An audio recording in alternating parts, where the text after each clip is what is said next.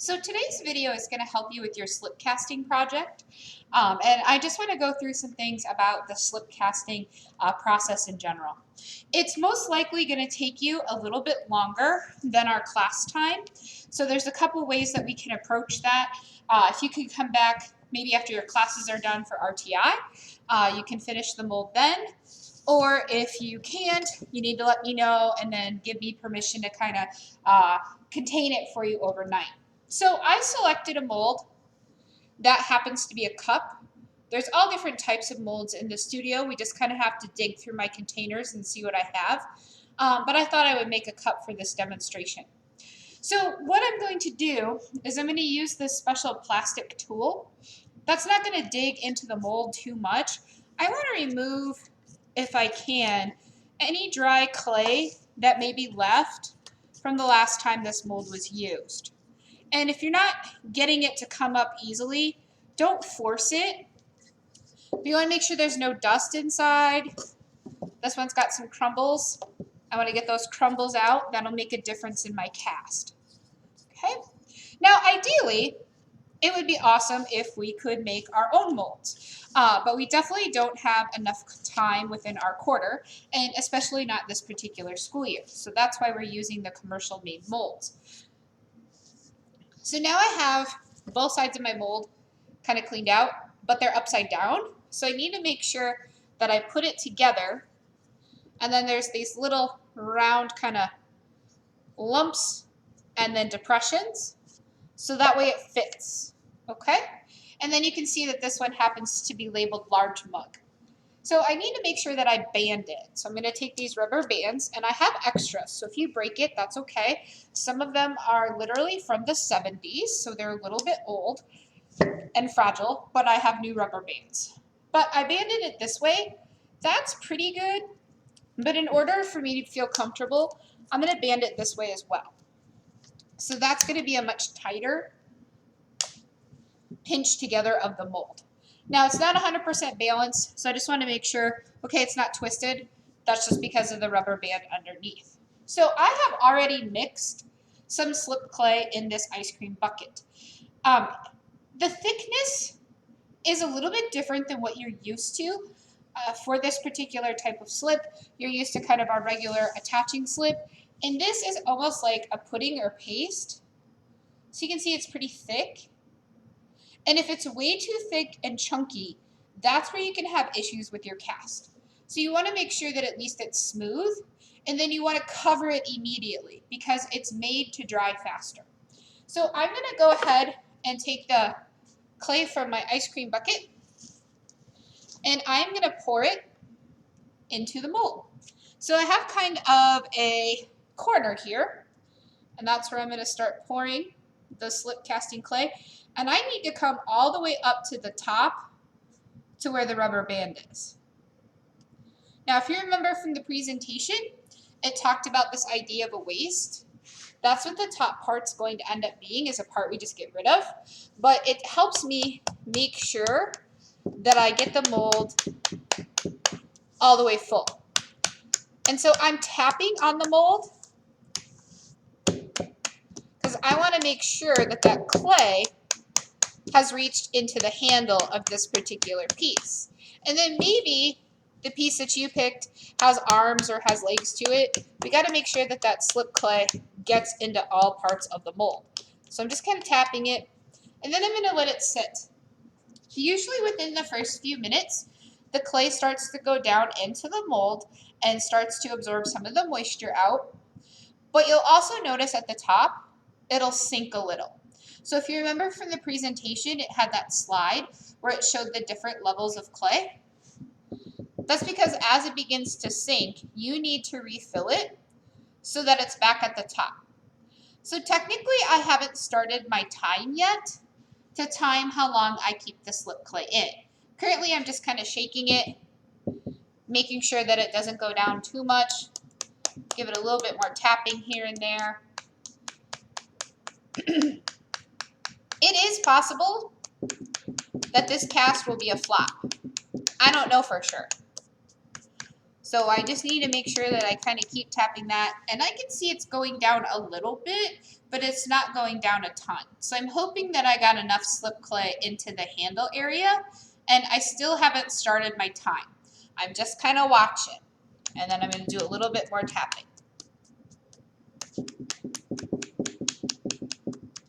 So I haven't noticed too much happening to the top of my clay. It's not really dipping down too much. So I'm going to go ahead and start my time right now. Now in the slides, you saw a chart that suggested different times for different thicknesses.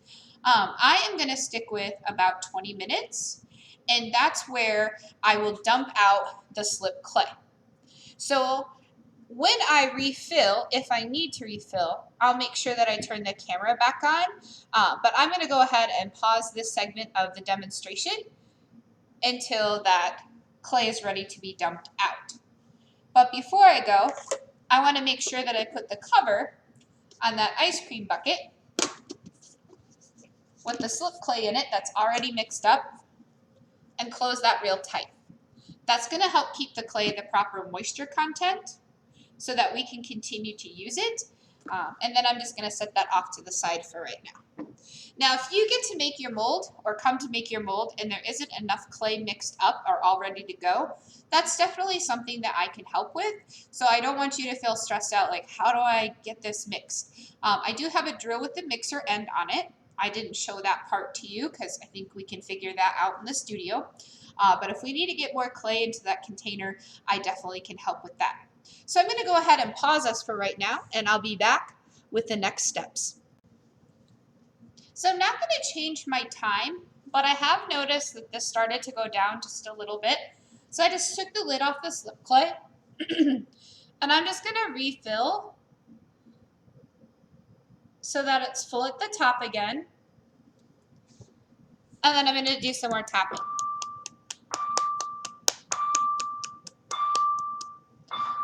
So while we've been waiting, I've been kind of continually checking and tapping the mold just to make sure that that clay hasn't gone down. So I think at this point it's probably going to be fine, but it's very possible that the clay will sink down even further. And if that happens, I'm not going to change my timing, but I'm going to keep adding clay to it. So if you remember again, as I said before from that slide, you saw those different layers of clay being added. You may have that and you may not. So that's pretty much normal. So before I can pause this again, I need to make sure that I cover the slip clay. Very, very important. We don't want it to get too thick, lumpy, or clumpy. Otherwise, we'll have problems with our molds or how the results come out. And then I'm going to set that aside again. And I'm going to pause us until we're ready to drain the excess slip. I've waited about 25 minutes now, so that's a little bit over the recommended time. But I think that I have enough of a skin building up at the top part of the mold. It really didn't sink down a whole lot more after I refilled it a little bit. So I feel like I'm ready to dump out the excess clay. So I have a tub and a grate because this is going to work really nice for when I put the mold upside down. So instead of like in the presentation, it said that one person used a paper towel, you could still do that. So I'm just kind of dumping that clay. And I'm going to let that drip for some time. Now, I want to keep the clay that I'm dumping out as much as I can. So I'm going to let this kind of drip. I'm going to tap it a little bit, and you can see it's still dripping down. Quite a bit is dripping out. That's great.